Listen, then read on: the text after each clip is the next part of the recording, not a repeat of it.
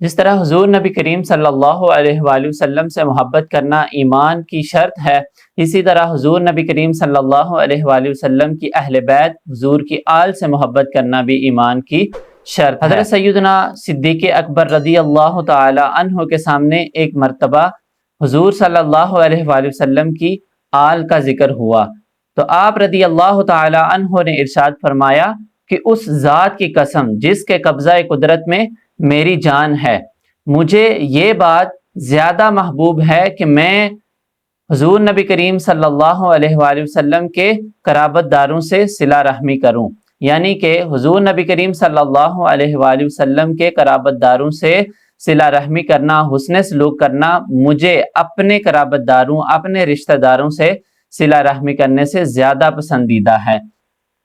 تو حضور نبی کریم صلی اللہ علیہ وآلہ وسلم کے اہل بیت سے محبت کرنے کا، حضور کی آل سے محبت کرنے کا ہمیں فائدہ اس جہان میں بھی ہوگا اور انشاءاللہ آخرت میں بھی ہمیں اس کا اجر و ثواب، اس کا فائدہ ہوگا۔ کوفہ میں ایک نیک شخص کی آٹے کی دکان تھی جس کا نام ابو الحسن علی بن ابراہیم تھا۔ اس کی آٹے کی دکان تھی تو اس کے پاس ایک سید زادہ آٹا لینے کے لیے آتا ہے۔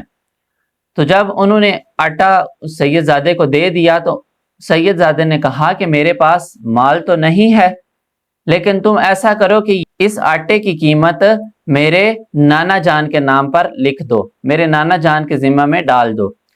تو اس شخص نے ایسا ہی کیا کہ اس آٹے کی قیمت پیارے نبی صلی اللہ علیہ وآلہ وسلم کے نام پر لکھ دی۔ اسی طرح یہ سلسلہ چلتا رہا، وقت گزرتا گیا اور حالات بدل گئے۔ وہ شخص امیر سے غریب ہو گیا، مالدار سے مسکین ہو گیا، اس کے پاس جتنا مال تھا اس کا ختم ہو گیا۔ تو اس نے یہ سارا واقعہ ایک شیخ بزرگ کو سنایا کہ میرے ساتھ اس طرح ہوتا رہا، میں نے اس طرح کیا اور یہ اس قرض کی کاپی ہے، اس قرض کا ریکارڈ ہے۔ تو انہوں نے وہ سارا واقعہ بھی سنایا اور اس کا ریکارڈ بھی دکھا دیا۔ تو ابو الحسن رحمۃ اللہ علیہ جب رات کو سوئے تو خواب میں حضور نبی کریم صلی اللہ علیہ وآلہ وسلم کی زیارت نصیب ہوئی۔ آپ صلی اللہ علیہ وآلہ وسلم کے ساتھ مولا کائنات حضرت علی رضی اللہ تعالی عنہ بھی تھے۔ تو حضور نبی کریم صلی اللہ علیہ وآلہ وسلم نے ارشاد فرمایا کہ اے ابو الحسن، کیا تم مجھے پہچانتے ہو؟ تو ابو الحسن علی بن ابراہیم رحمۃ اللہ علیہ نے ارشاد فرمایا کہ ہاں یا رسول اللہ صلی اللہ علیہ وآلہ وسلم، میں آپ کو پہچانتا ہوں، آپ اللہ کے پیارے رسول محمد رسول اللہ صلی اللہ علیہ وآلہ وسلم ہیں۔ تو حضور نبی کریم صلی اللہ علیہ وآلہ وسلم نے ارشاد فرمایا کہ تم نے میری شکایت کیوں کی ہے؟ تم نے تو میرے ساتھ معاملہ کیا ہوا تھا۔ تو ابو الحسن علی بن ابراہیم رحمۃ اللہ علیہ حیران ہو گئے، عرض کی یا رسول اللہ صلی اللہ علیہ وآلہ وسلم، میں نے شکایت کی۔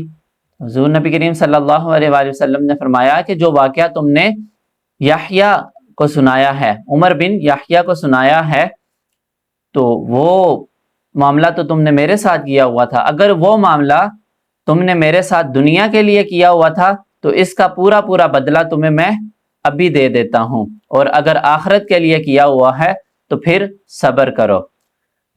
تو حضرت ابو الحسن علی بن ابراہیم رحمۃ اللہ علیہ کی آنکھ کھل جاتی ہے، آپ پر رکت طاری ہو گئی، آپ روتے ہوئے نیند سے بیدار ہو گئے۔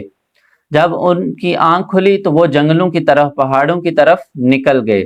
کچھ دنوں کے بعد ان کا ایک پہاڑ کی غار میں انتقال ہو گیا۔ تو لوگوں نے ان کا نماز جنازہ پڑھ کے انہیں دفن کیا۔ تو رات کو خواب میں کچھ لوگوں نے آپ رحمۃ اللہ علیہ کو دیکھا کہ آپ جنت میں ریشم کا ایک سبز حلہ پہنے ہوئے سیر کر رہے ہیں۔ تو لوگوں نے عرض کی کہ اے ابو الحسن، آپ کے ساتھ یہ معاملہ کیسے ہوا؟ تو ابو الحسن رحمۃ اللہ علیہ نے فرمایا کہ اگر کوئی بندہ حضور نبی کریم صلی اللہ علیہ وآلہ وسلم کے ساتھ معاملہ کرے گا تو اس کو ایسا ہی بدلہ ملے گا جیسے مجھے ملا ہے، یعنی کہ حضور نبی کریم صلی اللہ علیہ وآلہ وسلم کے ساتھ محبت کرنا اور حضور کی آل کے ساتھ محبت کرنا، حضور کی اصحاب سے محبت کرنا، حضور کی اہل بیت سے محبت کرنا، یہ سب اگر حضور کی وجہ سے ہیں تو اللہ رب العزت ہمیں اس دنیا میں بھی اس کی برکت عطا فرمائے گا اور آخرت میں بھی اس کا اجر نصیب فرمائے گا۔